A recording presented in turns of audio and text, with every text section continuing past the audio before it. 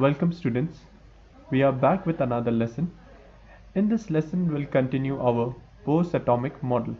We will discuss the postulates given by Niels Bohr. So in our last class we have discussed nuclear concept. In this nuclear concept we have discussed that electrons revolve around a central massive core which is positive in charge. This central massive core is known as your nucleus. Next, we'll discuss the remaining postulates. The next postulate is your quantum condition. In this postulate, we'll discuss what kind of orbits the path an electron can follow while revolving around your nucleus. Now we know your electron is like this, okay? It is like a particle. It shows particle nature. That means it is like a ball. If you throw it on the wall, it will bounce back. You can rotate it on this circular orbit. Fine. Now, from your de Broglie hypothesis, that is your de Broglie waves. Okay, this one I have already discussed in your lesson number 52. In this lesson, I have shown that there is a de Broglie wavelength associated with a electron. That means a electron which has a particle nature will also exhibit wave nature, and if exhibits wave nature, then the electron has a wavelength, and the wavelength is given by this formula. Fine. That means a electron which is a particle can also show a wave-like phenomenon. Okay, why? Because it is very small in size. Now this property of small particles which shows both the particle nature as well as your wave nature is known as your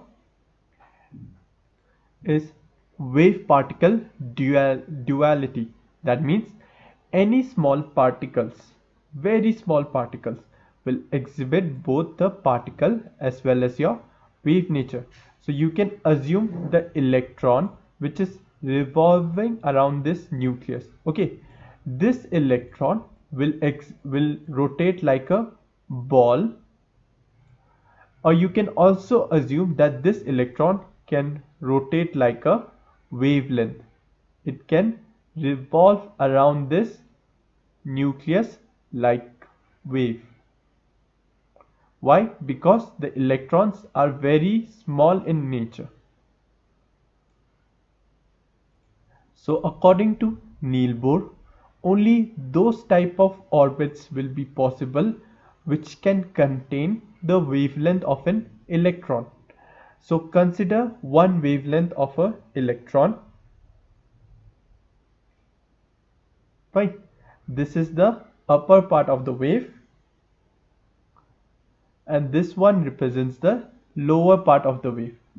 If this orbit can contain one complete wavelength of an electron, then this orbit will be possible. So this is your first orbit. Fine. Similarly, for your second orbit, this second orbit should be able to contain two wavelengths. Like consider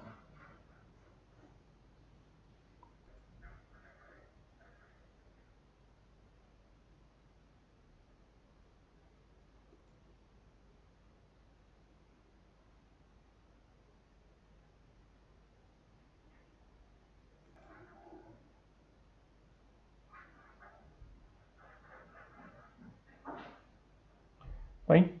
So can you see it contains two wavelengths. This green one represents the first wavelength. The red one represents your second wavelength. So your second orbit can contains two wavelengths of the electron. Similarly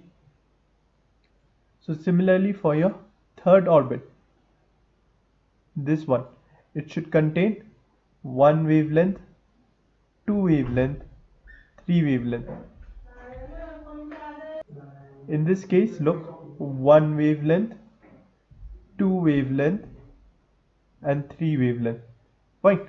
So only such orbits will be possible where the orbits can contain the complete set of wavelengths. Fine. So this is your quantum condition. So from this figure, what you can see is that the first wavelength contains, the first orbit contains 1 wavelength. The second orbit contains 2 wavelength. The third orbit contains 3 wavelength. So for the nth orbit, first, second, third, so on. Okay, you consider to the nth orbit. The nth orbit will contain how many wavelengths? Look here again. First orbit contains 1 wavelength, second orbit contains 2 wavelength, third orbit contains 3 wavelength. So nth orbit will contain n wavelength. Right?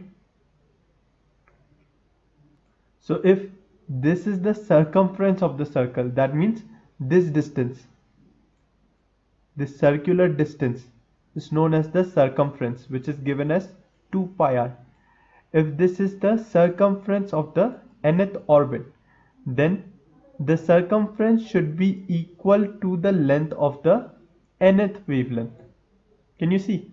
In this case, the first case, the circumference, this distance, is equal to this distance. Similarly, for your second orbit, the circumference of the second circle equals to this distance. Similarly, in this case, for the third orbit, this distance will be equal to this third orbit. So for the nth orbit, the circumference is given as 2 pi r.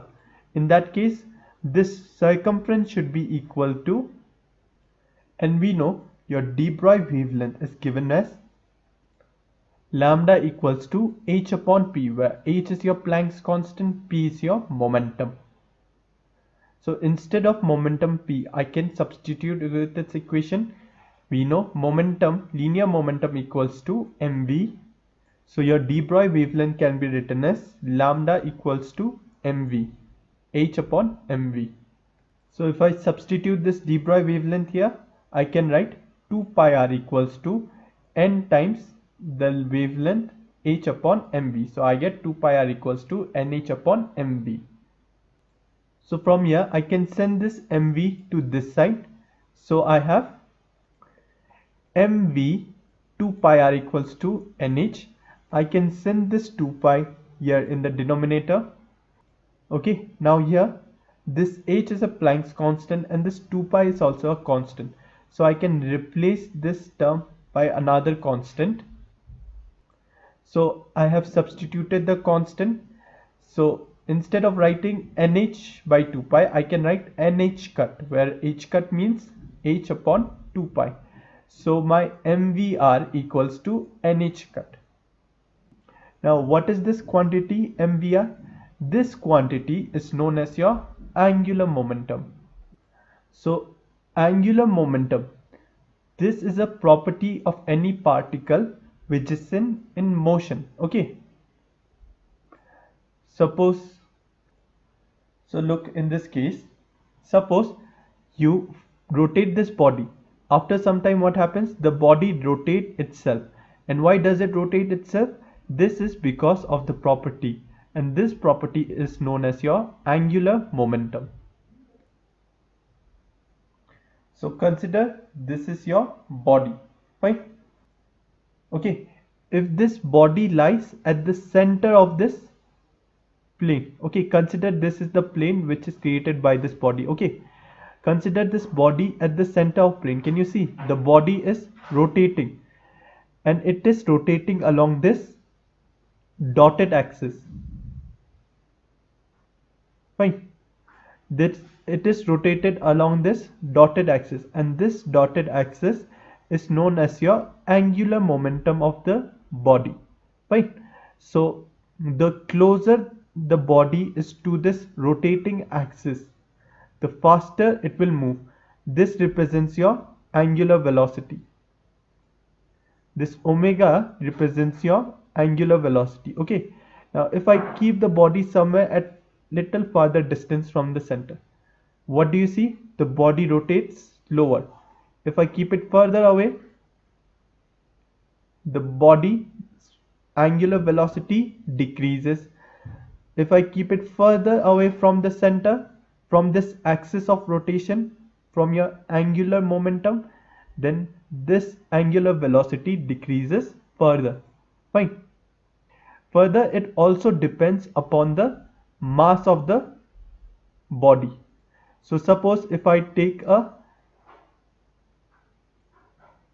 lighter mass body, that means it will rotate at a speed of 4.86. If I take a little bit heavier body, the speed decreases, and so on. Fine. So you basically got the idea what is the angular momentum. The angular momentum is the property of the body by which it rotates about the rotating axis. Okay. So if you still have any confusion about this about this angular momentum, what I will do is I will give you a link of a video in this PDF which you can go through. Okay. And if you still have any confusion with this angular momentum, you can please don't hesitate to ask. I will re-explain it to you again. So for an electron which is rotating about the rotating axis, okay, the electron which is rotating about the center, and this center is your rotational axis. Okay, so the body, a electron which is rotating about the rotating axis, has a angular momentum, and this angular momentum should be a integral multiple of h cut. Only then such orbits will be allowed. And from where we derive this condition? From this condition, that the circumference of the orbit should contain a complete wavelength. Fine. So to summarize the quantum condition, I can say of all the possible circular orbits allowed by the classical theory, the electrons are permitted to circulate only in those orbits in which the angular momentum of an electron is the integral multiple of h upon 2 pi. And what is h upon 2 pi? H upon 2 pi is h cut. So in this h upon 2 pi, this quantity h is your Planck's constant. Therefore, I can write your angular momentum L, which equals to mvr, mass times velocity times the radius, equals to nh upon 2 pi. So if this condition is satisfied by your orbit, then only those orbit will be allowed. Fine. Okay, so that's it for today's class. In our next class, we will discuss the remaining 4 postulates: stationary orbit and the frequency condition. Fine. So that's it for today's class. Thank you. And if you have any confusion, please don't hesitate to ask. I will re-explain it to you again. So again, thank you.